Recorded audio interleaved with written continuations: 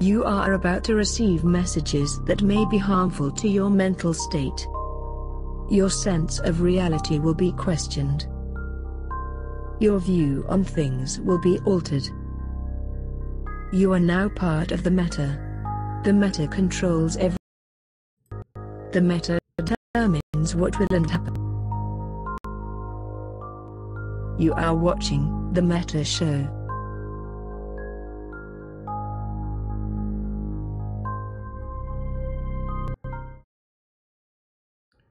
Hello, welcome to the Meta Show. I am Matterall. I'm subbing for the Matani and the Big Red Boat, who are both unavailable. I think Matani is stuck under some snow in a big old snowstorm in the east. So you'll have to put up with sunny California faces like Carneros and mine and Tizzy too.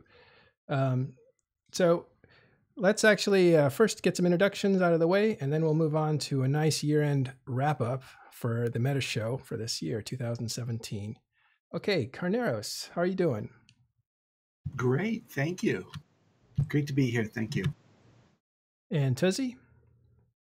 Hello, I'm doing well. Is it Tuzzy or Tuzzy? Tuzzy. Tuzzy is what I Tuzzy. prefer, but I'm so used to people calling me either or, I don't really get upset about it anymore. It's like Tuzzy with two Z's. It's easy to remember it that way. Yeah. You just got to say it with a southern accent. It's Tuzzy. Tuzzy. Well, okay. Those are the three guys you're seeing on camera, myself, Matterall, and two guests there. And off camera, we have a name that you all know, Asher Elias.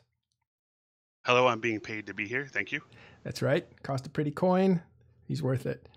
And we also have another person that's worth it, Noisy Gamer, with us.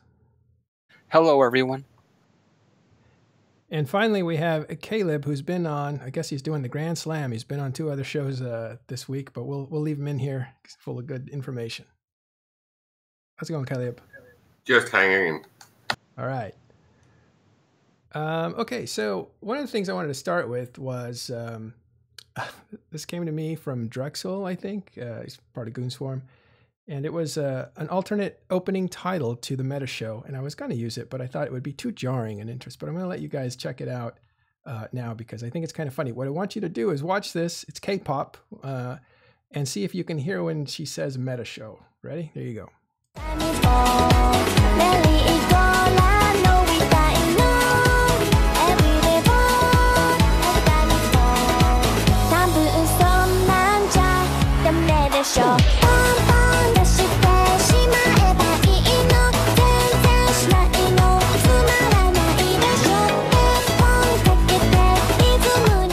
Well, it was in there somewhere.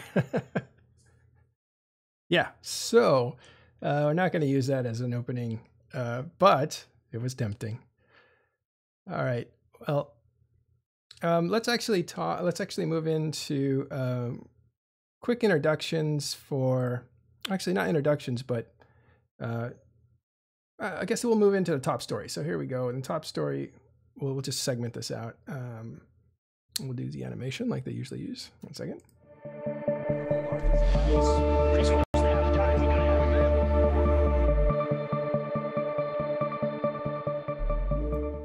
All right, getting all the graphics in here, all the graphic work. Okay, so let's look at 2017. It doesn't look that impressive until you actually take a look at, on paper, how much stuff was actually done this year. And let's actually first hit the highlights for you guys. What was the big deal? What was the big takeaway for 2017? A lot more than it looks, definitely. Yeah. So, Carneros, why don't we start with you? Your biggest takeaway for 2017? Well, the biggest thing to me was that they took away the main source of Alliance income and gave it away to miners. That was the biggest thing to me. Well, no, not those miners, although I've heard of those. No, the other kind, the kind that chew on rocks. I would argue that that what you said is partially true. They gave away the biggest source of Alliance income for some alliances and gave it away to miners. Not all alliances relied on Moongoo as their primary source of income. What about you, Asher? I'd say 2017 was a pretty bad year. The year CCP sort of killed most impetus for people to fight. Look at Talking in Stations 6 months or a year ago, the Meta Show a year ago, and you'll see, like, who were the guests back then? It was like 3 FCs and one other guy, right? And who have the guests been on Talking in Stations for the last, month? It's been Aerith, Anominate, Tuzzy, Carneros, autocrats, people who do logistics, people who do finance. You don't have an FC on at all. And it's because you have to do a show every week and you have to talk to someone who's doing something. And FCs aren't doing anything because CCP's killed most of the impetus to fight because it's super hard to attack someone's space. But if you leave your own space, it's super easy to lose your iHubs and be punished for it. Yeah, FozzieSov is... They've left it too long. They've got to do something about FozzieSov. FozzieSov plus Citadel is being just oppressively powerful. Well, I don't hate that Citadels are powerful, but it's like a seesaw, and you've got a feather on one end of the seesaw and a ton of bricks on the other. It needs to be some balance there. They've got to address FozzieSov. And as long as Citadels stay as strong as they are without addressing FozzieSov, it just exacerbates the problem. Yeah. All right. Before we get too deep into it, Noisy, what about you? Biggest takeaway? Biggest takeaway is that somehow, despite the march forward towards monetization by CCP, the activity levels have stabilized. If you take a look at the average player counts on the EVE Offline for the last quarter of 2017, they're a little bit up compared to the first quarter of 2015. So whatever they're doing seems to be, at least with pilots in space, being okay. But some of the complaints that I keep hearing from people, it's like there's not really anything to do, or what there is to do isn't that good. But it looks like they've staunched the bleeding. Okay. Caleb, your biggest takeaway? Lifeblood is just amazing. Getting rid of POSOV is awesome sauce. Okay. Here's a quick rundown of the year, and then we'll get into some of the bigger stuff right after that. So in January, well, actually, we can just do this together, right? Let's make it a conversation. January, let's go back there. So what was going on there? That was the Winter War, just either was in full swing, I think. You talking about the Catch War, particularly? Yeah, it's a Catch War. That started... It was December 20th of last year. So yeah, it was just after Christmas when Test and FCon and CO2 and all of those guys came down into Catch. And I don't know, how would you put this, Asher? We stood up with Stainwagon and said, nope, not on our watch. Yeah, I mean, there was some of that. We probably lacked the commitment we should have had. Like, we had the super advantage, but we didn't really want to press it. I think we were still afraid at the time. So going back, I think we would run that war a little differently. But in the end, it probably worked out for better. I think probably having Test as a neighbor has not actually been a bad thing. Well, I think back in January, if it was just tests, we wouldn't have had a problem with it. It was the fact that CO2 was coming too was our issue. Right. Yeah, and that was the biggest issue. Was we really didn't care about tests, but we cared a lot about CO2. Like behind the scenes, diplomatically, like we were talking to them before they came down, and we told them it's like, look, we're okay with tests, we're not okay with CO2. So were you guys working together, or was that because they denied it? I mean, diplomats talk. It doesn't necessarily mean working together. Everyone's diplomats talk to everyone else's diplomats. Wait, was who working together when? I know what was the question? Yeah, was Imperium and Test working together in any way? No, we were shooting them at the time. Yeah, they were. Okay. That was just after. Remember, they had just wrapped up the whole thing up in Tribute and gotten kicked out. So, like, we had pretty much little to no contact with them up until that point. In fact, we were still pretty pissed at them for coming in on the side of our enemies during the Casino War. That's right. And wasn't that the day? Wasn't that when we had a big New Year's Day massive, like basically all day fight in Catch? Yeah. Am I remembering it correctly? We lost Yeah. 4 supers to like ridiculous DCs that were just. They were getting DC'd and they were being. I forgot what the mechanic was, Asher. They were warping, like the super, when it gets disconnected, will warp back to like the last place it was or something, which was where it signed in at the gate. It warped off a gate to the Fortizar grid, and then they would DC 20 minutes later, and when they'd log back in, they would appear at the gate that they'd been at before the warp had completed. Yeah. Frustrating, to say the least. A year later, though, the loss of a super carrier doesn't seem as big a deal. No. That's why I said we've recalibrated since then, and we probably would have done it, we would have gone a little harder in knowing what we know now. All right, quick program note. You might be hearing me in mono now because before I was just on the left here. Can anybody confirm that? Let me know. Yeah. All right. Good. I'm glad that got worked out. Or if I'm still that way, let me know. So You sound stereo to me. yeah. So what? So okay. So we have in the what do you call it? You guys called it a different war. You called it the Catch War, right? I guess it was called the Winter War and that sort of I stuff. don't even know if we had a name for it. I don't remember. You guys, do you name wars? Depends. It depends on the significance of the war. I think that one we just called it like the Catch conflict or something. We never really had a name because it lasted from December 28th until January 10th or something. Yeah, it was like 10 days. Yeah, 2 weeks. It wasn't that big of a deal. It was and we were pulling all the weight, and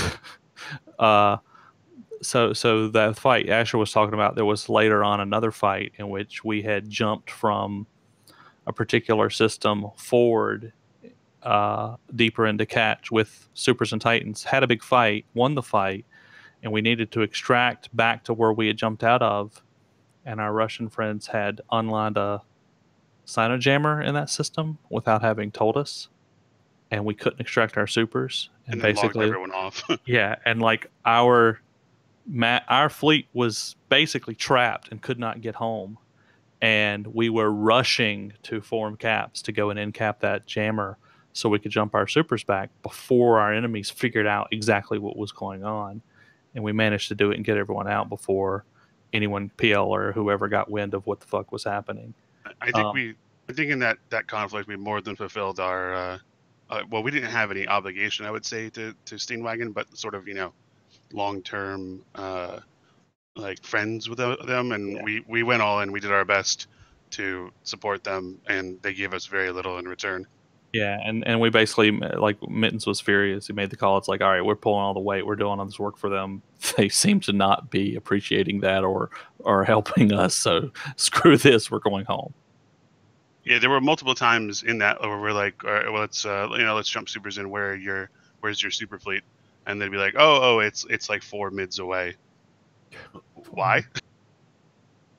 So it was definitely a scenario where we were pulling out our hair a lot. But it ended up not being not a very big conflict. I know a lot of people were getting hyped at the start of last year, saying, "Oh, we're gonna have another big Southern war," but obviously it petered out due sort of to the reasons that we've talked about, and then obviously our space back in Delve was people were just trolling Toasted, and we were having to jump clone back pretty much every day to fight over in Toasted timers, which that really takes the wind out of your sails. Yeah, you guys were split up, so you said, why not go back to our usual business in Imperium instead of helping out guys that don't want to be helped, something like that? Is that fair? That's it, basically, yeah. Fair assessment, yeah. So that allowed what, Legacy Coalition to kind of move in and take over and get themselves settled?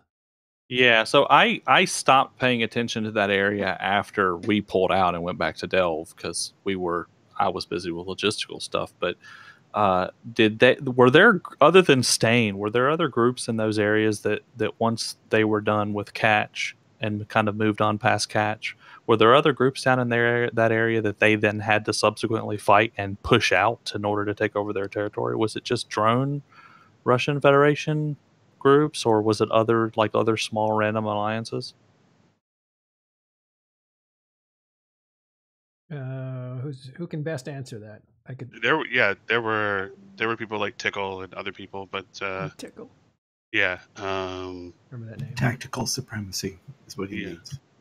And Tickle had just moved into that area because we had just finished kicking them out in Delve the previous fall. Because Tickle was in Delve when we got there in August, and after about a month, they had to evacuate from Delve. There were other groups, but it was pretty rotten in the south at that time. But isn't Tickle part of Legacy now? Yeah, what it looked like happened is that when the conflict started, the Russians or Stainwagon kicked out Tickle from their area in the southwest corner, and then Tickle joined up with Legacy in order to get space and Catch again. That makes sense. I was wondering why, we kicked them out of Delve. I hadn't heard from a while, and then they showed back up on the map and Catch, and they seemed to be friendly with Test. Yeah. So what was the result of that war? Because that kind of settled the area a little bit. At least the result was that Legacy, moved in and is still there, a year later, and they've pretty much, solidified that as their home. The current stance of Legacy, minus FCON, minus CO2, is I think a year later exactly what we wanted to have happen. Last December when they were moving in, and we thought, oh, FCON is coming and CO2 is coming as well. How about you not bring them, and then you can move in just fine. So the fact that FCON is gone now and CO2 is gone now, I think is the original goal that Goonswarm wanted last December. It just took a year and a slightly different route to achieve the same objective. Yeah, I mean, there was a real question from outside of the Imperium. Like, are you guys going, like, oh, FCON's moving south. They're in close proximity. Are you guys going to crush them? Or CO2's there? Are you going to crush them? Like, what are you guys going to do? When you started helping Stain, we thought, yeah, they're getting some revenge. And then it kind of fizzled. And then they kind of got established. So we thought, like, maybe the Imperium isn't, willing to fight a big fight right now, or they don't have the ability to project outside of their home region at the moment. When CO2 folded, we were about a month to a month and a half away from invading them. Oh, that really? But yeah, so that kind of robbed us of that. But and so it was sort of a disappointment to me. I would have preferred to actually have physically kicked them out. Yeah. Thanks, Eric. Yeah, but so we were close to invading them. FCON, we talked about it, but it's just like, I mean, you saw how quickly they folded, and we knew we would just announce the deployment, move everyone, and then they would be gone, and like they wouldn't put up a fight. So it was sort of like, well, we can kill FCON anytime we want. We'll probably do it after we fight CO2, and they'll be a lot more, exciting. Yeah. All right. So this is about January. I don't know if it was called the Winter War by some people. Other people call it the Catch War. Whatever. So that conflict winds down. Test kind of gets what they said they wanted, which was a place they could actually build a super capital fleet, which was their goal. They stated it publicly. And CO2 looked stronger than usual because they had survived that transition, and FCON was sitting there too. So it looked like, hey, this is a legitimate area for some heavy duty alliances to start building their homes. And so that's kind of the end of January. So we move on to the aftermath of that in February. I'm trying to remember what happened in February or March. Well, a lot of this probably, runs in there. I think a lot of the oxygen was being taken up by CSM elections and stuff like that, at least in the metasphere. Yeah, when was FanFest again? That's not till March. Yeah, that's Okay. FanFest was April, and in March was the Plex change. Right. Okay. So what the Plex stuff was announced at FanFest? No, it was there was a dev vlog in March that announced that it was going to happen, and I think it happened at the end of March. There was a release there because I remember that there was a big spike in not only sales but in price because I guess the psychology for the price of Plex kind of like changed. Yeah. I'm just trying to remember what we were doing internally with regards to, like, say, Lifeblood later in the year, with how early we knew some of that stuff. In February, you had Burn Jita going, which knocked out. Oh, yeah. How was that? Yeah, that I forgot about that because we did that way early this year. So we came out of the Catch War and went straight into Burn Jita in February, a couple weeks later. And that was very successful, if I remember. We basically met or beat previous year's Burn Jita numbers. And this was like your Burn Jita for kids, which was oh yeah, BJ for kids. Yeah, right. That was invented right here on the Meta Show. Boat or somebody gave it yes, to Boat and went nuts with it. I think, and you're right, Chelsea. I think the Cabal was actually investing already in February or March. Yeah, well, Cabal was investing way before then, but I'm trying to remember when I first got eyes on a screenshot, which I think showed up on Reddit. It was an Imgur link on Reddit that showed Tatara and Athanor blueprints and their structure component counts, like how much of each component, which then gave us the missing puzzle pieces of the equation of how much are each of them going to cost, and thus how much, based on those components, how much PI and minerals do we need to build, say, 200 Tataras or something like that. I forgot what the exact number was. And when we had a discussion about that and we arrived at the number that we thought we would need, worst case scenario, we began buying that much PI. So we had all of the PI and minerals we needed bought 6 months before the patch hit. We were already ready to go, and we bought them at good prices before the prices inflated. Yeah, the moon market moved a little bit before the whole recipes came out, and I do think that you're right. It was about mid-March or something like that. March or April was when I first saw it, and we really started buying in May, and I think by like July we were done buying. Yeah. All right, so you had a successful, I'll just say it because I'm on the Meta Show, and that's what coined the phrase BJ for kids, which was a joke. It turned out to be a huge success in the order of over 750. And I also, Matterall, I don't hate to cut you off, but I think during this time, the whole Care for Kids Citadel network was being pushed in the meta a lot, and those were being dropped. Like that, there were maps being published on Reddit showing when the where the citadels were going to be, and advertising, here's the network you can use to go and buy and sell supers and stuff. And when did the I1S people get banned? That was a year before that. Right. Yeah, this was their last attempt to keep the money flowing. They thought they could create a group of citadels that everyone would use, basically like little Jitas, and they would tax them. And so they were going to invest the money into that, and say it was for charity was the way to get them up. So this was a trade network, right? The New Eden trade network. Yeah. The whole for kids thing was just a big joke in order to prevent people from attacking them. They had something else going on because the group, or the guy that sponsored Care for Kids, was a part of Reikoku, a longtime member of PL, and they had some inner conflicts going on at that time as well. So they were in trouble inside of PL as well. In fact, they actually got booted out of PL. They joined NC for a short time, said, and by this time the Care for Kids guy is out of Reikoku, and then Reikoku inside of NC says some stuff publicly that gets leaked or whatever, and they got kicked out of NC as well, and now Reikoku, I don't know where they are. They're dormant right now. But so they were. Burlington also mentions in the chat that right before Burnjita was when the big ruse happened with the Code guy claiming that he robbed Code and therefore it was going to prevent the Burnjita from happening or something like that. And that was all just a ruse to,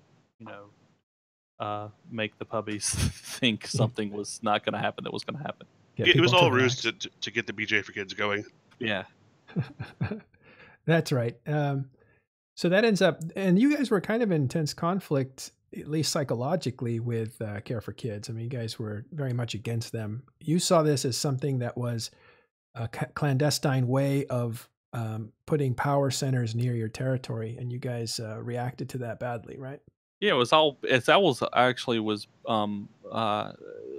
Shut Up and Shave from Mercenary Coalition. Also known as Suez. Suez was heavily involved in this, and therefore we were opposed to it. Well, he's a former goon and a very famous player. And you guys, what's your relationship with him now? Non-existent. Yeah. No relationship? No, we don't really talk. I mean, diplomatically, we don't talk to them. I don't know. Does he still play? I haven't heard about Suez for a long time. Every time I hear about Suez, he's like very AFK and he doesn't play at all. And then he'll come up and be very active for 3 or 4 months again. And then he drops off and no one hears from him for a while. He was a recent guest. Yeah. On Talking in Stations, he was on with MC and other old players from Mercenary Coalition. But let me take you back to that time, because there's something I wanted to ask you guys in Imperium and how you felt about this. You're in the middle. I'm going to take you all the way back to, I guess it would be during or right after the Casino War, known to other people as World War B. And CCP awards DJ Darius Johnson, former CEO for Goon Swarm, the Alliance Goon Swarm. What did you guys think of that move and the kind of stuff that was going around there too? Did CCP award it to him? Yeah, I mean, someone at CCP gave it to him. Yeah, he petitioned and was able to get it. Keeping in mind that he knows his way around the petition system at CCP as a former employee. Okay, I was unaware of that. I thought all along that it was just because that corporate alliance or something ended up back in PL or affiliated with PL, and to me it looked like just a PL alt corp ruse thing to try to schism people out of Gunwaf. That's right. There were 2 points to it. One was that PL owned the Alliance name, I think, but the corporation name belonged to someone that was no longer playing the game. So it was stuck. And so when DJ asked for it... Cartoon had it, right? Yeah, Cartoon sat on it. Goon CEO. So there was I two remember when it parts happened. We were not pleased at all, to say the least. We had obviously requested it multiple times before, and it was obviously clear that we were the successor group to that. And so if anyone should have got it, it should have been Goon Swarm, but we didn't. And then they gave it to Darius, who promptly did nothing with it, and now it just sits unused again. And it also was very suspicious that it happened in the middle of the Casino War, which CCP Manifest was doing his best to try to brand as World War B, and it looked like a very coordinated effort within CCP to capitalize on a war against goons, to drive up sub numbers, and at the same time try to coalesce all the galaxy together to kill off goons, which is something CCP wants to happen because they hate us. And that CCP comes in and does the very biased thing of handing our enemies our old court name, which we had petitioned for multiple times to get, looked like really corrupt. Well, and that's what seemed to strike me, the chord that CCP was doing this, because it seemed like they were trying to fracture goons by splitting the old goons with the new goons kind of thing. And and all of like 40 people joined them. And most of them were people that were like the flakiest, wishy-washy people that you wouldn't count on to do anything anyway. But I bring this people who didn't play, and they said, "Oh, we're going to come back and have great times again," and they played for a month, barely. I know of at least 5 or 6 of those guys that came crawling back to us a couple months later when they realized that it was all just a big joke. Well, and this was interesting, I thought, and I wanted your take on it, because Suez was kind of part of that. He'd broken off, Endy had broken off, Blarf had broken off, and yeah, DJ had broken off. So you had these old names, goon names, kind of breaking off, criticizing the new goons, saying they're too corporate. They're not fun and adventurous like we were. And CCP kind of endorsed it by handing them back the authenticity of a corp name, the Goon Swarm. But you also had PL kind of endorsing and even bankrolling that movement. Did you guys see it as a threat, like a meta threat?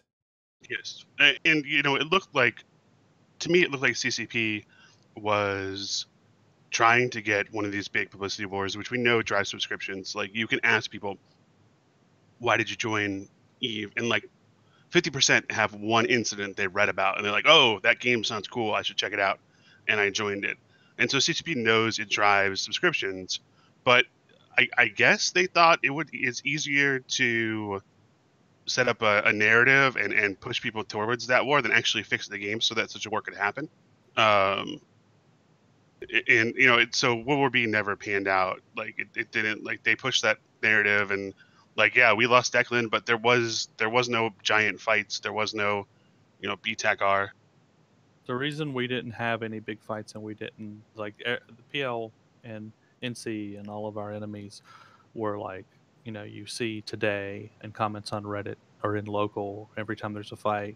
Oh, goons don't undock their supers. They wouldn't fight us in Casino War. They gave up.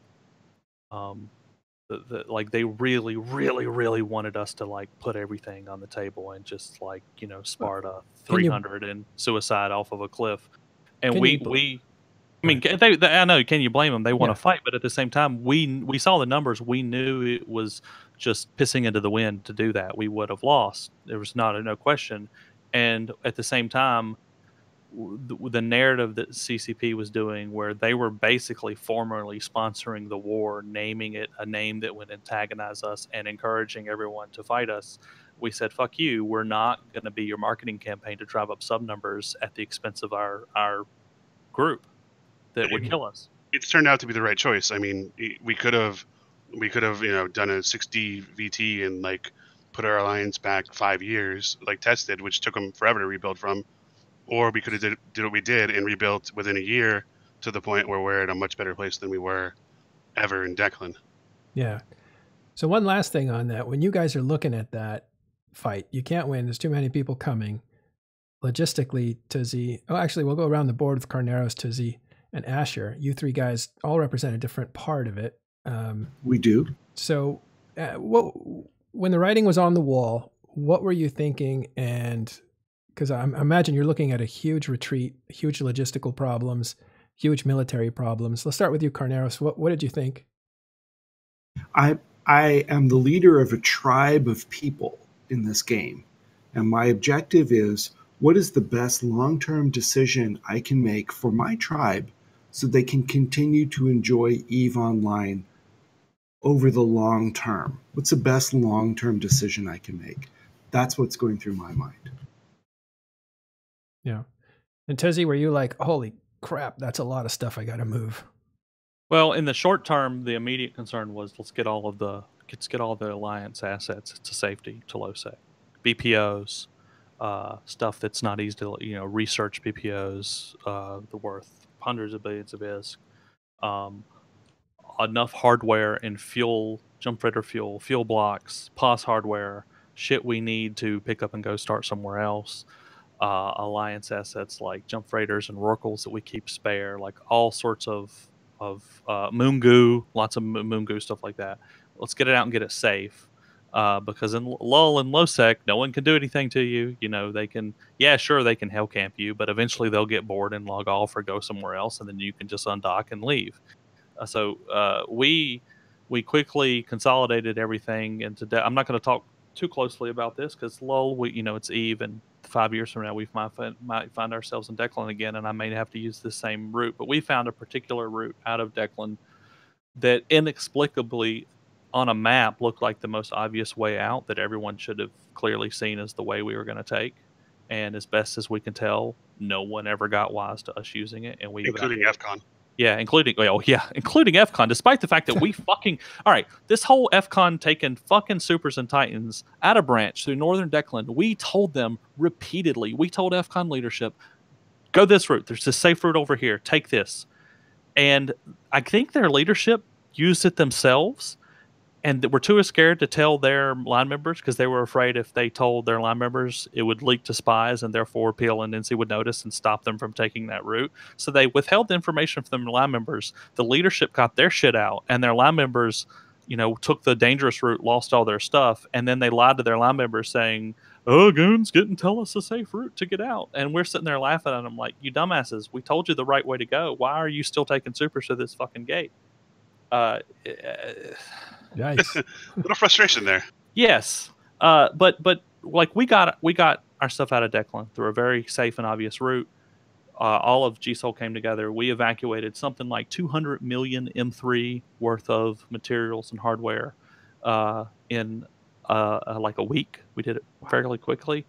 We got everything out and safe, and then it was once we were in LowSec, it was just sitting there and like, okay, we've done our job. Our shit's out. If you need a POS drop, let me know. Otherwise, you military guys have fun. Do what you need to do to fight in Saranen. And then for a while there, I was dropping Citadels in Saranen to like bait fights every night, stuff like that. But finally, we made the decision around about May, I think, Asher, that like, okay, this isn't going anywhere. We need to leave. Let's find another region. And we picked Delve.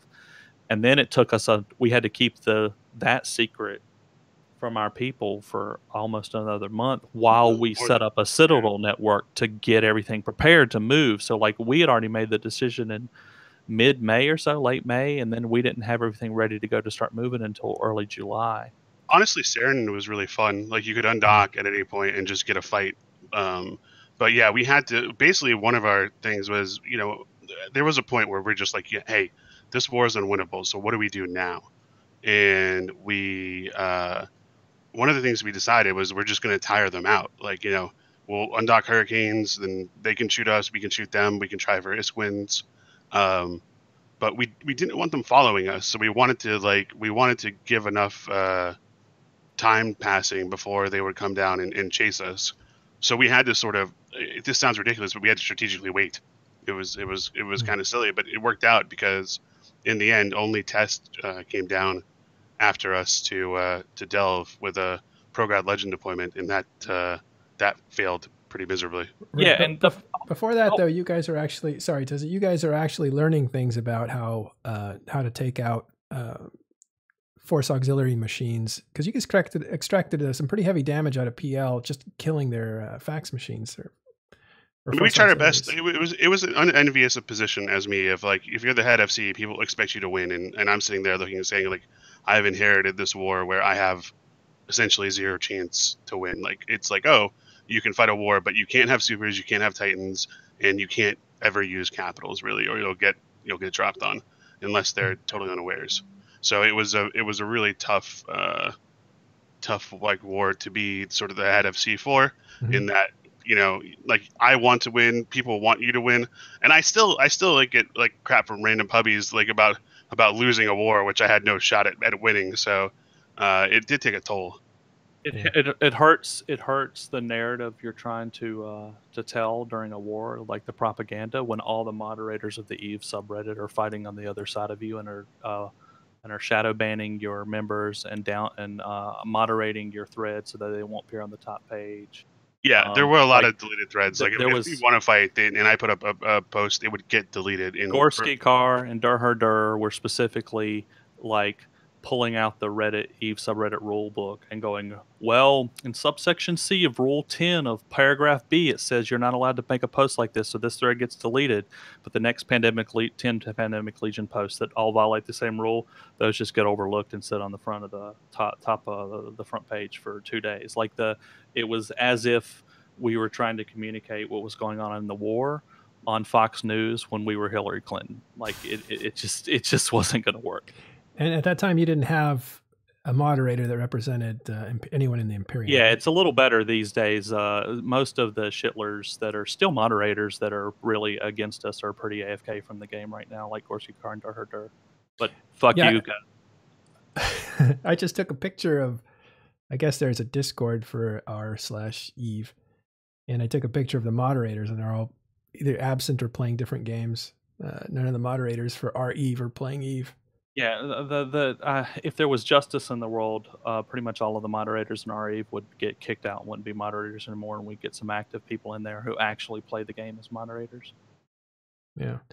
Well, all right. So you guys you've made your way. So let's go back to, so you made your way south, but we'll pick it up back in 2017. You guys have already landed in Delve. You guys started building. You guys tried to help out an ally in early 2017. Not much happens in February except Bernjita, which is very successful, and it was the BJ for Kids one. So over 750 billion in damages comes along, and then March comes along, and they make these Plex announcements. Let's back up to February for a second. Sure. The CSM got reduced from 14 to 10 members. That was a big deal.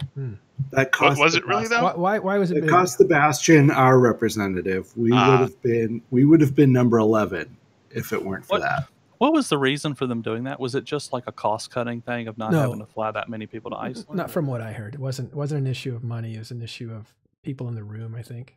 It's probably too sweaty and smelly with 14. I don't know. But it could have been something. It was. I've been in that room a few times for hours and on the other side of the table. And it was occasionally warm and stuffy. The more people you add to any discussion, the less time there is for each person to give like cogent thoughts. So I can see how 14 is maybe too many for that. Yeah.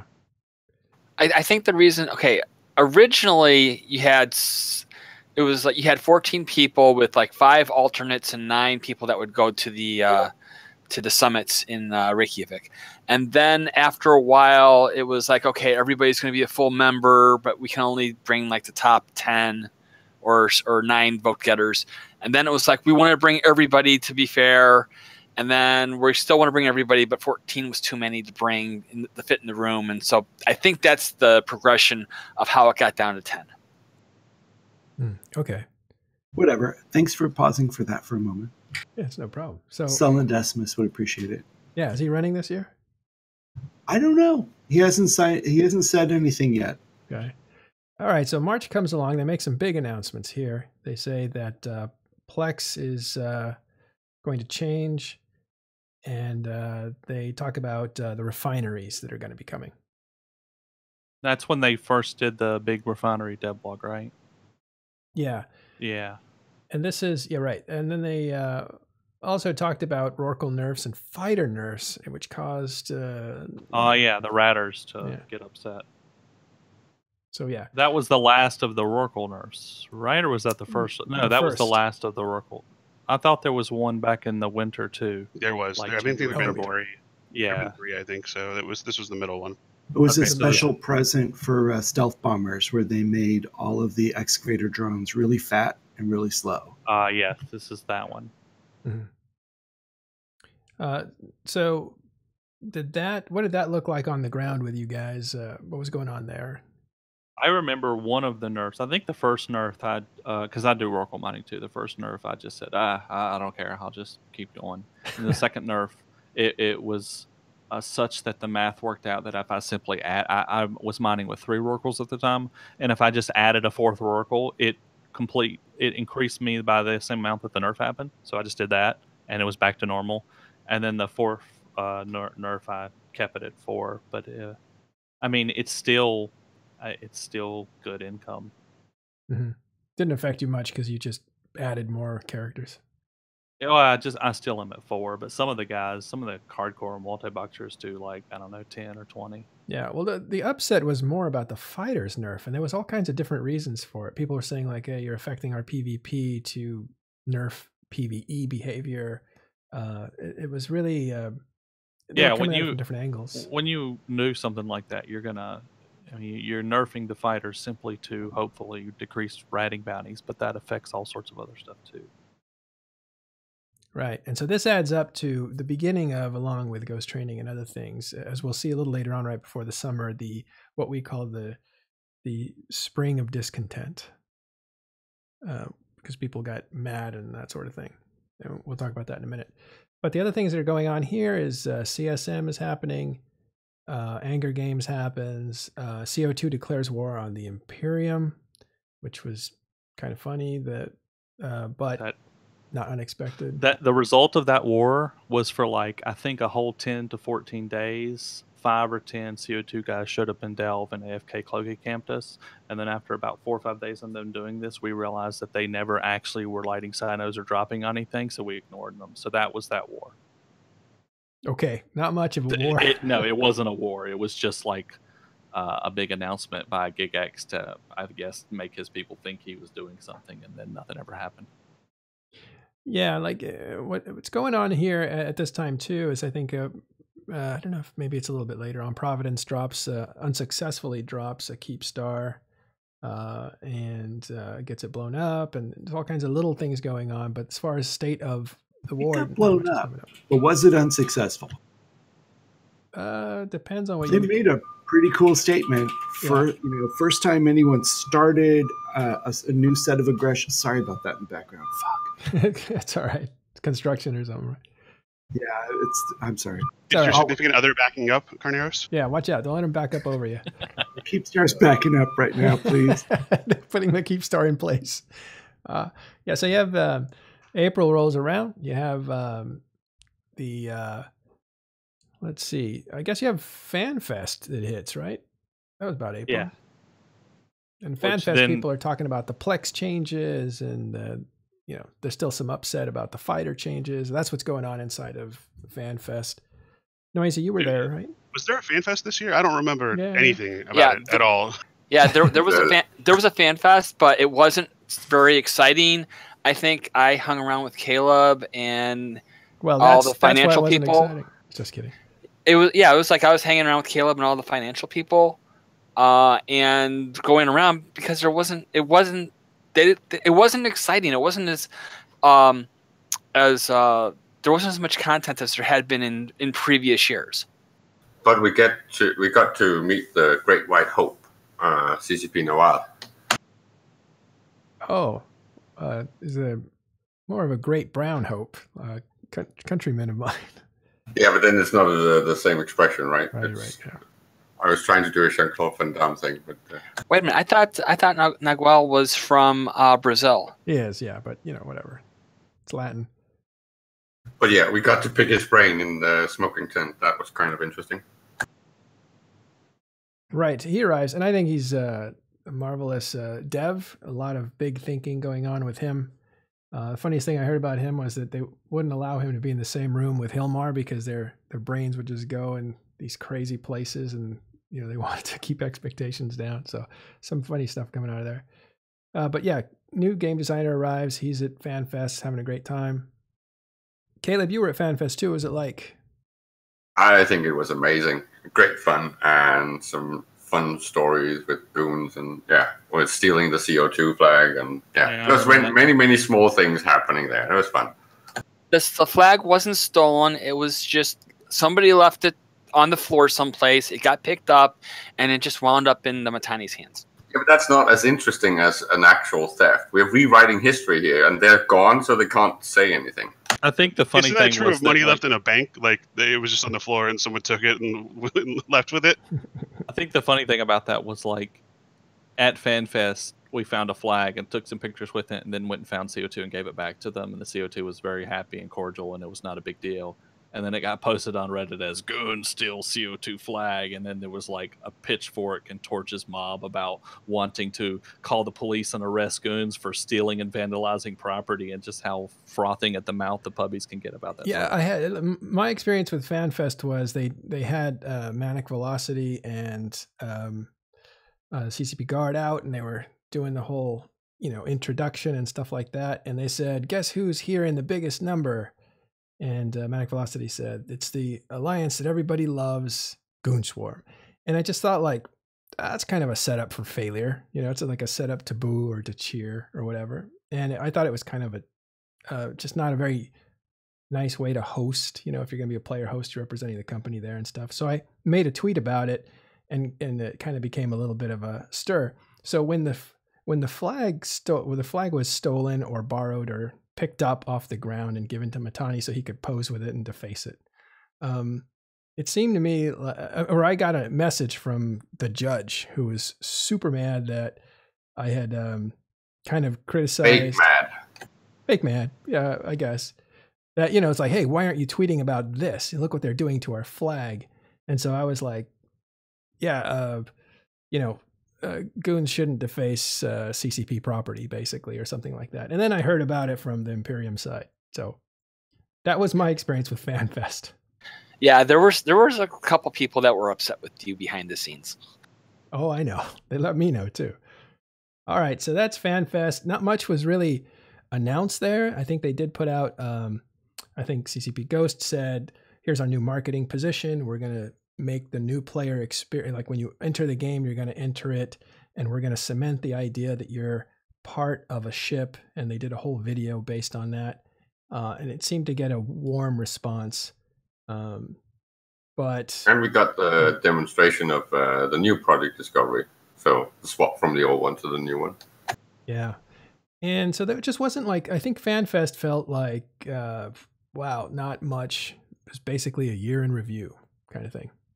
So that was that. And then we went on to, let's see. So that was April, right? And yeah, right. What do we have in April?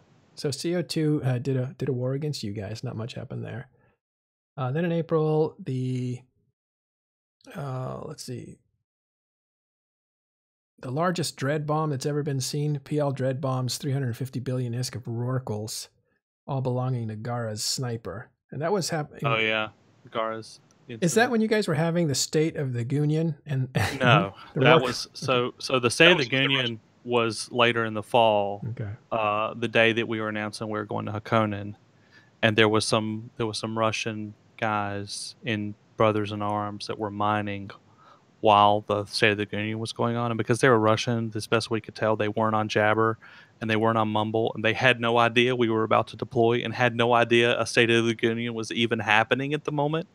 And thus, so when they got dread bombed, they had no way of getting on comms to ask for help. They were just completely checked out. Yeah. So the Gara's thing was, Gara was this famous multi-boxer that it was multi-boxing with like 60 or 70 rorquals or something, just an obscene amount of rorquals. And he was he happened to be on that day either right before or right after downtime at a particular time zone in which it was difficult for there to be a critical mass to quickly get there to help you. And they were basically hunting specifically Gara, and they had figured out what system he was in and had everything ready to go. And they pulled the trigger and dread bombed. And there was not much, like most of the senior Goonswarm folks found out about it after hours after it already happened. Like we were all asleep, and there was not many people online to come and help him. But you're really wiping out personal wealth at that point, right? So, yeah, I mean, yes, it was a massive loss, but it was like one guy, and he was probably one of the richest players in the game, and he like, I think within a month had replaced almost all of the rorquals by himself. Like he was having problems. The thing that slowed him down replacing them is he couldn't find enough rorqual blueprints to build them fast enough. I could have sold Gara once showed up, joined Reavers, showed up to a deployment and brought 30 Ishtars. just anchored on me, dropped them in a signed drone. So we had 30 Ishtars. It didn't work because we were warp a lot, but it was a good idea, a good attempt. Apple Pear is saying in chat, it was just after downtime, and after downtime, Pandemic Legion logged back in their dreadnoughts, and we actually killed a decent amount of their dreadnoughts after downtime too. Yeah, I believe that cache was left there after Test came down chasing you guys into Delve. They were all parked there. I believe they belonged to ProGod. ProGod gave them over to PL, and then PL used them to bomb. Yeah, well, there's a lot of groups that have had dread caches stashed in NPC space and other NPC space too for a long time. That's just been sitting there dormant. Yeah, have you thought about how much more we'd mine if we didn't live on NPC space? I mean, that's wouldn't be a lot more, but it would be pretty funny if we lived in another region, like drone regions. Yeah. Oh yeah, or Impasse, or one of those where you have to mid. Yeah, right. Well, what happened to that Gara guy? Because didn't he get canceled? He got banned for doing bad stuff. Yeah, later in the year. That was many months later. Yeah. Now, did he get banned by CCP, or did he just get kicked out of Goonswarm? No, he got banned by CCP. For what? I mean, I've just heard secondhand, but I think it was for... Oh, shoot, Asher, do you remember what the exact reason was? Input multi-boxing. Yeah, input multi-boxing. Like he had... I think, written a petition to them or something many months before and asked them if I'm doing X, is that okay? Is that violating the rules? And some random GM had responded saying, no, that's okay. And so Gara took that to mean, oh, I have a get out of jail free card. This GM once told me this was okay. And then later they banned him for that. And he's like, but this GM said it was okay. And they're like, we don't care what that GM told you that once upon a time a year ago. You know, we're telling you right now that's not okay. Kunmi ate a ban for like a month for he was one of those guys who used to multi-box 8 bombers or two squads of bombers. They might not know him as Kunmi. Do you know Odell? Odell, yeah. Oh, Odell, yeah, the bomber. Yeah, multi-boxer. and he was like the only one who figured out how to do it without input broadcasting. Yeah, he doesn't use this boxer. He just alt tabs and clicks fast. And he would, yeah, and so he was bombing people, and he sent a video of him doing it to CCP, and they said, okay, you know, whatever. And then he was bombing people, and he'd get petitioned like every time he bombed for multi-boxing because he was really fast at it. He mapped his like alt tab to a single key and just went through the bombers that way. And the shitty thing about that is that, you know, MOA, Mortis Angels, they're like the shittiest alliance in the game. And Odell was killing MOA every single day. MOA would send fleets into Declan, and like clockwork, you know, oh, it's 6 o'clock. MOA just lost another fleet to Odell, bombing them on a gate. Like, he would do it every single day. And Genevieve would tell his entire fleet of like 30 or 40 people to all file petitions against Odell for multi-boxing. They were filing petitions every single day, and those petitions would be handled by all sorts of different GMs. And they just called a GM one day that said, oh yes, he's multi-boxing banned, or I suspect CCP got sick of receiving all the petitions and just banned him whether or not he was guilty, just to get the petitions to stop coming in. Yeah, because that guy could take out a battleship fleet on his own. Yeah, he was good though, but he wasn't following the rules. He was one of the only people that was doing it completely legit, and because of just troll shitlers who were spamming CCP with petitions, he ate a ban for it. The climate was really against bombers too, because bombers were holding down their metas. Now bombers are nerfed to the point where they're almost worthless. It's a hard balance. Yeah. All right, so we move out at post FanFest. We come out of FanFest. They've made new announcements about faction citadels and about new AI and all that kind of stuff. And the grand thing they're going to do is this Blood Raider Sotillo, a Blood Raider shipyard. You'll be able to get it and get faction super caps if you are able to destroy it. But this thing is going to fight back in a big way. And so it ends up being in Blood Raider territory, which happens to be, what, Aquarius and Delve? Yeah, and Imperium base. Basically where the Imperium is. Yeah. So how'd that go early on, and what were the lessons learned? Well, we found out quickly that you could gimmick it with like some hilarious T1 frigate doctrines. Punishers.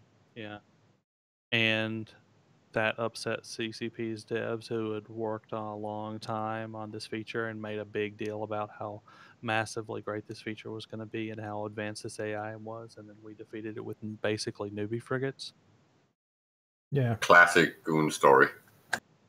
Yeah, and then it was also bad because the loot could just be yoinked out from under you with like a scepter. And so it's like, okay, you have an entire PvE mechanic in which no one who participated in it is rewarded at all. You don't get any bounties for shooting these rats. So like, what's the incentive for a guy to go join one of these fleets to attack this thing? Okay, so yes, it drops loot, but you need to be able to have that loot to sell it to like divvy up the spoils between the people that participated. But like, if the loot can just be yoinked out from under you by a single guy on a hostile interceptor, then why should you run these to begin with? So it was like a massive belly flop failure content launch on the part of CCP, which really put pie in their face because they had hyped it up so much. And that actually happened. Oh, but in their defense, right, the AI seemed to work if people were trying to scale up. It's just they did not expect anyone to do what Goons did. Well, but people aren't going to whelp massive fleets into something just because it's there unless there's a legitimate reward for doing so. Especially into rats. Yeah, into rats. Who cares? But you get nothing for. Yeah, you get nothing. The members on the fleet don't get anything for it. some FC or leadership's going to get a blueprint, and then who knows what happens to the loot. In fact, at that time, the leadership of the fleet was at a disadvantage. It was actually easier for a third-party non-participant in an interceptor to come and take it than it was for a fleet participant. Right. Because it doesn't spawn right there by you. So what's the incentive for us to run them if we know that Test or whoever is just going to come in and try to steal it every time? So we stopped running them, and CCP had to then, sit back and think, oh, wow, we've spent all of this development effort and we've hyped this up so much, and now no one even cares and no one's even running them. How did they end up fixing that? Increase the size, right? Well, they fixed it was pretty fast. They drop in number loot of things. boxes that you have to loot with like a T2 hauler now to be able to fit it in the hauler. That's one thing they did. And then they changed the whole mechanics of it. And they did this other thing too, where they changed how it works on CC, so you couldn't use CC as a test bed for learning how it works on TQ. So you couldn't figure out how to defeat it before. Yeah, am I being too slang? They changed the test server so that you couldn't just use the test server to figure out how to defeat it. I don't know. Everybody who watches the Meta Show is pretty advanced, but thank you for breaking that down for newer people. Yeah, and here just shows you some more. If this is in fact true, this just shows you further CCP anti-goon bias. A person in chat is saying that the Guristas one now pays every member who gets was in the final fleet and kills the Garista Sodio. You get an 100 million ISK NPC bounty to each person who blows it up. You don't have to say that's bias. You can just say that they're. Well, why doesn't the Blood Raider one get that one? If the Blood Raider does it and the Gristas does, that is that's pretty silly. But if they just added it onto all of them, then that's development. I mean, we're still running it, and I haven't heard any of our guys saying they're getting that bounty now. It does not happen in the Blood Raiders. Yeah. So. But do we know what happens in the Gristas, or is it just some guy saying this? Some guy is saying this. I don't know if he's right or not. But and I don't know if that came from the FC or if that came from CCP. He's not being clear. Yeah. Robbie Bird, if you could clarify, please, in chat. But we see that as an evolution of some of the problems that you guys came across being addressed with the next faction that's using this kind of AI with a big shipyard kind of thing. But yeah, so they'll need to replicate that back to the original one that you guys dealt with, which was the Blood Raiders, Sotios. So that's what's going on. So after FanFest, there seems to be kind of a lull in Eve. There's a lot of they're trying to get some PvE going and stuff. Later it will be announced that the next expansion will actually be PvE related, so they're doubling down on this kind of technology and stuff, but it kind of got off to a false start because it wasn't really well adapted to the realities of the players and how they could figure things out. But what's going on in May, June for War? Asher, you have any recollection? If not, I can try to throw some things out there. May, June? I don't remember anything happening. Yeah. A lot of times people are prepping for Alliance tournament at that time. Their FCs and key folks are busy, and they're not all about starting a new war. Mm-hmm. I'm not remembering anything, though. Yeah, I was deep in Alliance tournament prep at the time. So, I mean, I know that I think that the Tri thing happened later. That's the only other really big war that happened this year. So. Yeah. Was May and June when they did the that one little mini tourney in order to get into the Alliance tournament? Is that the play-in? Yeah. That was, which was a really good idea, by the way, and very fun for us. We ran the gauntlet, and we're one of the there were 28 or 32 teams who didn't win their first match, and then only 4 of those got in, and we were one of the teams who did that. So that was a really good experience for us. I remember how excited we were and amped when we won that. Yeah. So in May, Test and their friends, the Legacy Coalition, they're kind of solidifying the South. There's some movement back and forth, fighting among the area. By this point, Test has not necessarily run up to the North yet, but people are experimenting and waiting to see what these NPC changes are going to be like, and that's what Imperium's wrestling with. And in the North, I think NC is probably at this point maybe starting to look at Placid and take over some towers there and stuff like that. but I don't know if they actually had deployed by this time. So June comes around. In the game, CCP is announcing new forums, and let's see what else. Project Discovery hits, and there's another Sotillo that's actually taken out. And then there's a fix for this ugly thing called Ghost Training that is this mystical training without paying for it kind of thing. And it's something that CCP tried to fix. They thought they fixed it. It wasn't fixed. They tried several times to fix it. And it finally it had just gotten to a boiling point at the exact same time that CCP is releasing these exclusive ships to people who went to FanFest.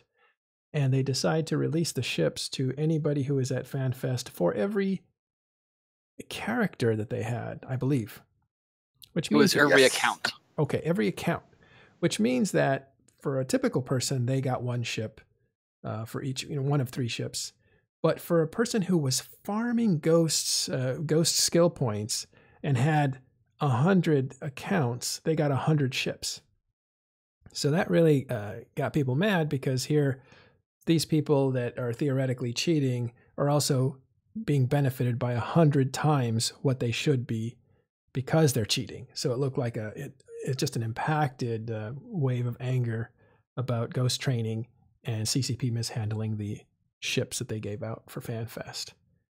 So, yeah, it wasn't just people that Ghost Trained, people that have zombie farms. Exactly. I mean, right. So you could have a zombie farm and not be Ghost Training, but yeah, originally you were only supposed to get one ship for going to for buying a ticket and going there, but instead, and then they opened it up to if for me, I have 3 accounts, so I got 3 ships, but that was like kind of icky to me. It was like that wasn't right, but I'm guessing that somebody at CCP kind of screwed something up, or the connection between Eventbrite, the company that sells the tickets, and CCP, something happened there. So they went with the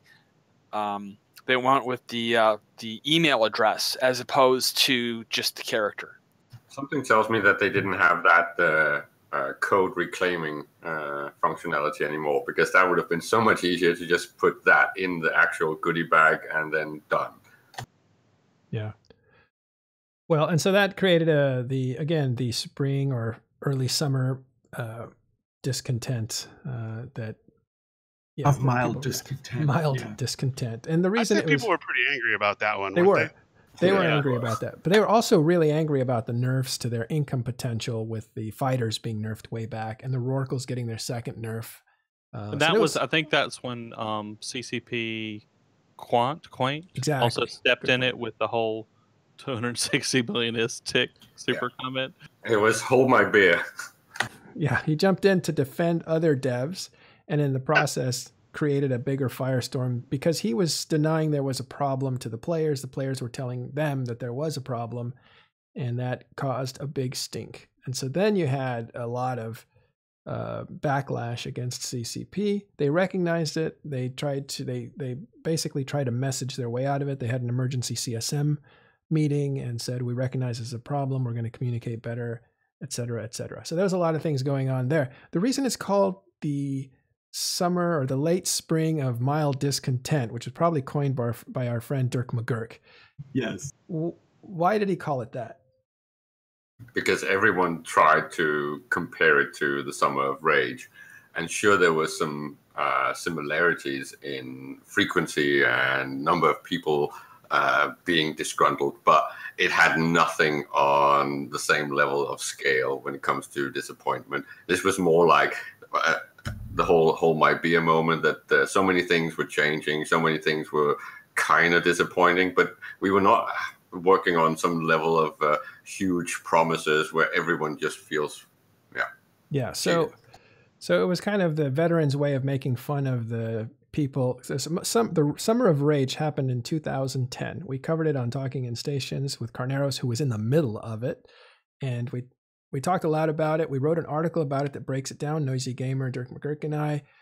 put research together and did a really thorough timeline of what it was that really made everybody mad. And so there was a comparison between what happened then and what was happening this year. Because and back then it was real rage, right? It was not the whole Reddit crowd. It was actual disappointment. This time around, it was more people being salty and bitchy and going to Reddit and making fun of slight noob on Reddit, right? Because Quant has not really been posting much over there, and then suddenly he does that whole mess thing, and then it just exploded into everyone just piling on. It's so very different. Carneros, tell us a little bit about the differences between then and today. Well, dear Lord. First of all, Quant is a great guy. He's a great guy. He's not very good, really well versed in the metagame. I still have backup trucks in the background, and my apologies. Moving that Keepstar into place. Real quick, I'm gonna have to drop off because my son just woke up. Yeah, sorry about that. Okay, yeah, man. He's gonna be screaming in the background here if I don't go. So go, yeah, of course. Yeah, go for it. All right, thanks, guys. Have a thanks, good to talk to everyone. All right, later, Tuzzy. You bet. All right. So Quant's a great guy. Wonderful, big heart. He doesn't have any idea what he's about to say by saying the wrong thing. Mm-hmm. Some of the folks who were doing public talking, was it CCP Zulu? What was his name? It started with a Z. It was Zulu. Zulu. Now he does know what's going on, and CCP Soundwave didn't expect to cause any problems either. He thought he was just doing internal conversation at the request of HR to write an internal position piece in an internal company newsletter, and it wasn't his opinion. He got assigned, we're going to write 2 sides of this. You do this side, you do that side. He didn't pick his side. I mean, he wrote a rebuttal on request for, is greed good? You're talking about 2010 now, the old. Yeah, it was an amazing internal letter. I thought it was so funny, and it was meant to be funny, and it was just misconstrued by the player base. It was horrible, and someone was spinning it madly to get the response that we got. So and there was some dirtiness happening around all that too, because the people spinning it knew that wasn't his opinion, that wasn't what he was saying, and they knew they were deliberately trying to make him look bad, like American politics. It was ridiculous. And you had all the bad blood still underneath the hood from the T20 incident and all that stuff. So there was just a lot of incentive to spin it specifically to hurt CCP. Yeah. So there was some bad thing. There were some mistakes being made, but it was a case where in the summer of rage, people had their hopes brought up really, really high. Yeah, especially with things like the promises of walking in stations, the whole carbon engine thing. All of that was just in the air, and we were basically all hoping to get something amazing. And we got the captain's quarters, which is basically a rubber cell that can't actually do anything, where you just do walking back and forth. You can't even run or anything. It was horrible, and everyone was disappointed about something. Okay, so I don't want to go too far back into that. Go ahead, Carneros, wrap up what you're saying. Wrap up. Okay, so the scale of disappointment and shock and surprise and everything was huge, as opposed to a Rorqual nerf and a fighter nerf, dude. Yeah, exactly. And then of course Carneros' own topic, which was the whole Monocle Gate and the pricing on the microtransaction, and it was in an age when the whole thing of free to play and micro transactions and monetization was very hot, and it's also why the whole greed is good thing exploded so much, because everyone was afraid that this was going to be something that could actually destroy EVE and bring in gold armor and gold guns and pay to win, right? Again, we've set expectations really, really high that you're going to get this thing called Incarna. On launch day, the only thing ready is the store, and the Monocle was the most obvious thing to see, and it was overpriced because these people are admittedly experimenting with little microtransactions, not knowing how they work, not trying to make money from it, but they're just experimenting to try to learn. And it was the only thing in the spotlight at the time that everyone was looking for what's in the spotlight. Bad idea. Right. So that happened, and that was the real rage, and that was 2011, the summer of 2011. It actually started in 2010, and that's what we show, and then it rolls into the spring and then into the summer of 2011. And Carneros famously is quoted. I think it's one of the most quoted Talking in Stations snippets. Yeah, and it says what? I don't remember this part. No, you don't, but Caleb does. What was the clip? It's that claiming that Carneros doesn't have any balls or something like that. Hilmar tells Carneros. Tell us what happened. Tell us right then, just that last moment. But the whole thing is about the two different ideologies, and there's actually a little bit of argument for both sides, right? The whole that we're not getting into right now. We're not going to get into that right now. I thought that's what you wanted. No, I wanted to hear Carneros' quote for that moment. Like what happened? No, I'm not saying that again. Okay, it's a clip, but it was very funny. But it's basically Hilmar and Carneros' little clip about it, and yeah. So we'll go on from there. That's the rage of 2011, not comparable to the rage of 2017. But seen by veteran players, but it does generate a lot of anger, and that's what's going on this summer in early summer in June. So it's overall for the games industry, don't overhype your game. Even if you think it's the best thing since sliced bread, don't overhype it. I'm going to tip my head down so you can see my hat. Don't overhype your game. Okay. In 2011, it was a perfect storm. This summer, it was more like a perfect breeze. Which I've heard No Man's Sky has actually gotten to be a pretty good game after another 8 months of development. Got off to a rough start. Noisy, what were you going to say? I was just going to say, in EVE, we do have a term for not overhyping, and that's called Torfy phobia, which is because Torfy... CCP Torfy. Yeah, he was CCP Torfy France. Yeah, and he was very famous at FanFest for always overpromising, and then when CCP Seagull took over, she kind of like put her foot down, and he stopped. Well, but it was also one of the really good selling points of the game that you had these grand visions. And of course, they could never deliver. But we always, when we got used to getting at least halfway there. But this time, we didn't get anywhere near the target, right? That's why it was a perfect storm, because you also had the financial crisis fallout, and you had all the layoffs and all these things. So it was not comparable. I actually missed Torfy France and the Big Vision. I did He's still around. He has not left. Yeah. He's part of the company. Yeah, guys. Thanks for having me on. All right, later, Asher. I know he's in New York, right, doing marketing stuff. I think he's in Seattle now. All right, never mind what he's doing. Yeah, July. We're barely in July, and you can see it already took an hour and a half. We just lost Asher, which sucks because he's a great voice from. We lost Asher and Tuzzy basically, but I guess they're staying in chat here. So let's move on to July, where CCP does a revamp of T3s. They basically announced, and this is a little bit timely, the retiring of Captain's Quarters. So walking in stations, the dream vanishes. We know they're no longer going to, because they did at the time say they might iterate on it, maybe expand it slowly as kind of a side development. All that goes away when they say Captain Quarters are going away. So that was over. I think that's why it's almost the reverse, right? We've gotten a lot of things yanked out of the game this year. And in the past, it was the promises of things to come into the game. So it's actually almost the opposite. We've lost the in-game browser. We've lost Captain's Quarters. There's just a lot of things that's just getting scrapped. They scrapped, what's it called? The Spacebook. Yeah.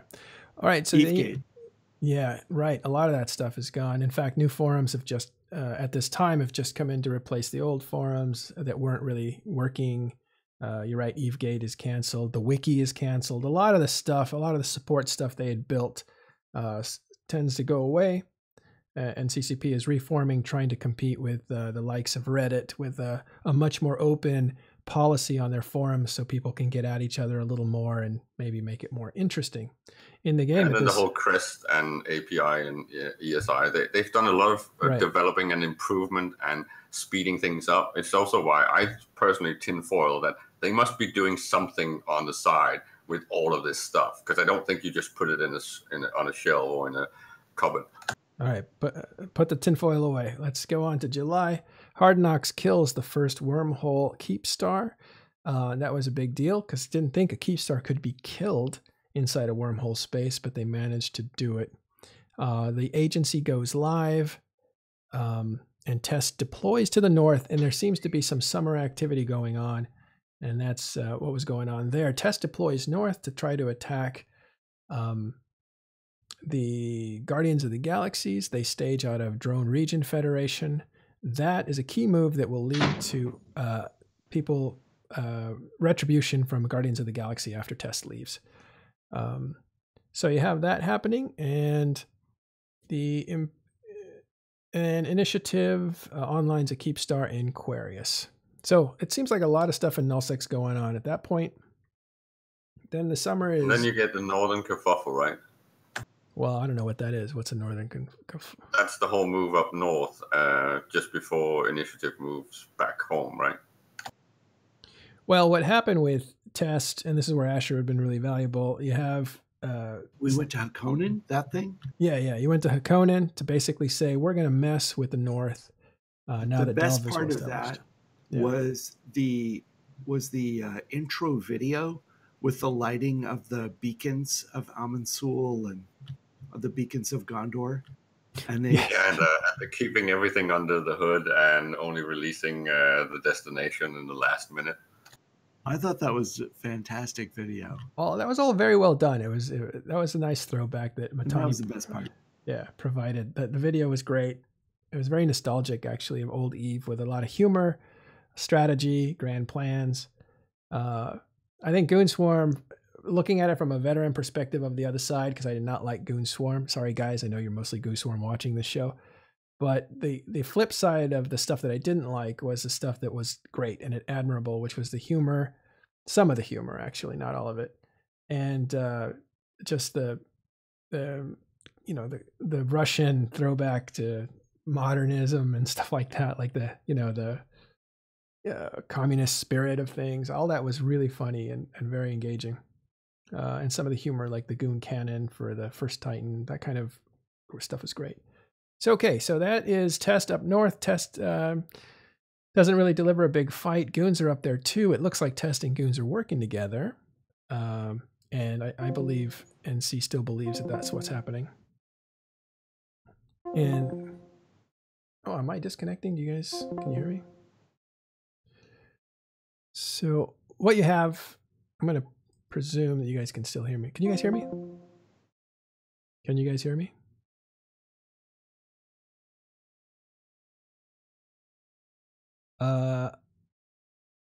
I guess the stream is still going. I don't know. I'm getting some weird messages. Let me know. Okay, you guys can hear me. That's okay. I'll keep going. But I don't know if my panel here can hear me because my Discord is just going nuts. All right, so the stream that can hear me, I'm going to be talking to you. So you have Goons up there. You have Test up there. Test retreats. You have Goons try to take out Killer Bees, one of his faction Titans, and that doesn't end well. They end up losing a lot of stuff that they really wanted to whelp because they were on their way home. So their excursion up north didn't amount to much. They came down. NC actually, it did amount to something. NC went back. They were actually attacking Init in Syndicate, and they went back up north to defend their home space. So that distracted them from Initiative's possession of Syndicate area. So Syndicate was able to get back there along with Goons and destroyed Fortizar belonging to NC. And let me see if I can. Hold on, I'm going to make an adjustment here. This should have been on the whole time. Streamer mode, we'll turn this off. Sorry about that if you guys were hearing all that going back and forth. And so you basically have Goon Swarm then comes back down to Delve, and then you have Test come back down in order to defend DRF, because DRF is under attack by Triumvirate, and it turns out CO2 as well, which puts them in a pickle because they're allies with both DRF and with CO2, and so they have to pick who they're going to help, and that leads into the fall, a major war between DRF, Test, or I guess Legacy, and CO2 teamed up with Triumvirate, attacking them. Does my panel still hear with me? Can you guys hear me?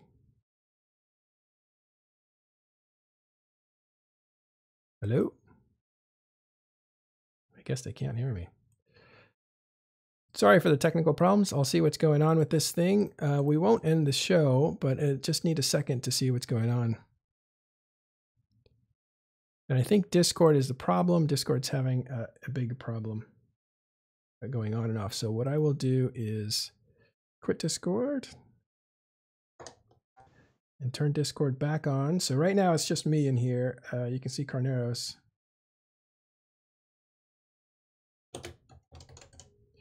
One of the problems with using Macintosh is that not everything works the same. And sometimes the products aren't really... Let's see what's going on. We're coming up. Yeah, TeamSpeak would probably be a good old thing to be using right now. And I'll go to TeamSpeak. If I can't get this to work, we'll move over to TeamSpeak. But I want to keep the show going because we got one more half hour and we can make it. All right, here you guys. Can you hear me? All right, I hear a dog.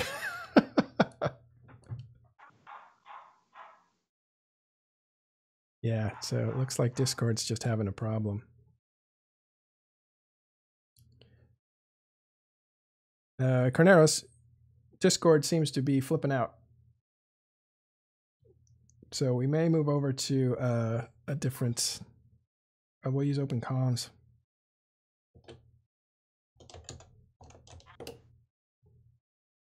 I don't have the OpenComms TeamSpeak info. Okay, we'll get it to you.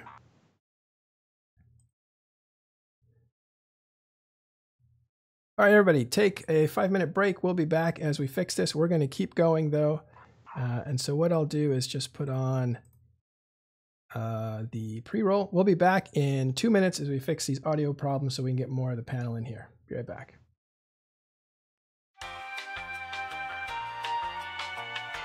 Where are we communicating? Is it in the backstage? Just you and me are communicating right now. Yeah, no, Discord's down for me. Oh, everything is. No wonder you're not answering. Yeah, everything's out. Just Discord's out, but the stream's going. Everything else is going. So we're going to move over to this. See if I have it set up. I'm pretty sure they can. Oh, yeah.